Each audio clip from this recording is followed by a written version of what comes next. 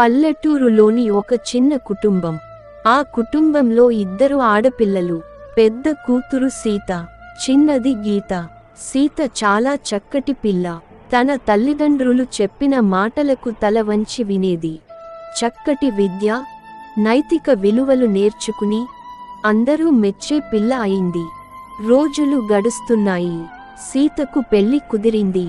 పెళ్లి రోజు రాగా సీత తన తల్లిదండ్రులతో మాట్లాడింది. అమ్మా, నాన్న, మీరు నాకు ఎంతో మంచి దారి చూపించారు. మీ ఆశీస్సులు ఎల్లప్పుడూ నా తోడుగా ఉండాలని ఆశిస్తున్నాను అని అంది. పెళ్లి అయిన తరువాత సీత తన సొంత ఇంటికి వెళ్ళిపోయింది.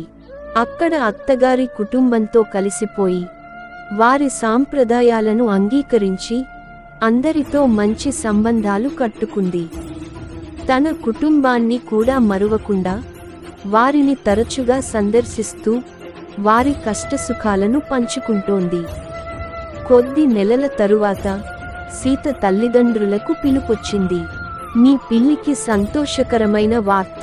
నేను తల్లి కాబోతున్నాను. మీ ఆశీస్సులు ఎల్లప్పుడూ నాకు కావాలి అని.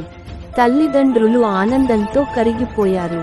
ఇలా సీత తన జీవితంలో సుఖంగా, సంతోషంగా, ప్రేమతో, నైతికతతో జీవిస్తుంది.